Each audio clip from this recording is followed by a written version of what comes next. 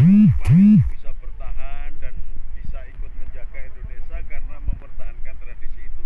Dan Mas Taufik Kemas ini bukan miliknya PDI atau miliknya Marhen saja, miliknya orang NU, dan kami bersahabat sejak muda, sehingga kami tak mampu menahan. Cuman kan saya orang kecil jadi nggak bisa kemana-mana. Mas Taufik ini politisi yang handal dan tanpa berpengaruh oleh pidato-pidato tadi, saya tahu persis dia ahlinya problem solving. Dia mampu mengurai manajemen konflik yang terjadi saat itu dan berhasil tetap naik. Hebatnya dia tidak melukai yang lainnya. Ini Mas Taufik. Dan senyumnya itu orang berhadapan gitu, ketika dia bersenyum gitu seolah-olah sudah selesai. Jadi sebenarnya dia memiliki kekeramatan yang disembunyikan. Nah, kenapa kekeramatan yang disembunyikan? Dia sebenarnya memiliki aurat atau wirid Quran, tetapi orang tidak tahu, ngertinya dia koboi kan. Dia beramal banyak, tetapi orang tidak pernah tahu bahwa dia beramal. Nah, inilah sesungguhnya yang membangkitkan sehingga bisa menjaga keluarga ahli waris Bung Karno sampai sekarang bisa bertahan. Banyak dari orang yang bisa jadi presiden bisa, tetapi bisa nggak sampai ke anak-anaknya. Nah, hanya dua keluarga besar yang bisa, yaitu keluarga Hadratus Hasyim Asy'ari sampai generasi ketiga sampai Gus Dur dan putri-putrinya, dan yang kedua adalah keluarga besar Bung Karno, karena memang keduanya lah sesungguhnya yang melahirkan Indonesia ini menjadi stakeholder antara Marhen dan Nahdliyin. Jadi bukan PDI dan PKB atau P3 ya, tapi Marhen dan Nahdliyin. Yang satu dari keluarga Bung Karno sekaligus proklamator, yang satu keluarga Hadratus Hasyim Asy'ari. Sehingga kristalisasi dari Pancasila pun dimunculkan dari ideologi kedua keluarga besar ini.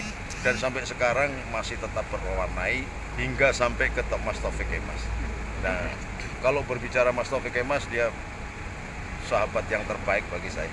Gus, izin terkait 1 Juni sebagai hari kelahiran Pancasila dan juga bulan Juni ini sebagai bulan Bung Karno nih. Ya, pastinya ada sedikit yang menjadi sebuah kata dari Gus sebagai salah satu pemuka agama yang karena saya nasionalisme. Lebih setuju dengan 1 Juni, maka kemarin anak-anak PGN di Bali ketika ada orang-orang KKB yang melakukan demo anti NKRI mau minta merdeka, kita sapu. Karena untuk menunjukkan kesaktian Pancasila itu justru kita mengakui dulu kapan lahirnya. Kalau enggak bisa tahu-tahu sakti dari mana, lahirnya aja nggak cetok. Nah, udahlah, menurut saya tidak perlu diperdebatkan 1 Juni apa 17 Agustus, 18 Agustus apa 24 Agustus, tahunnya enggak usah lah.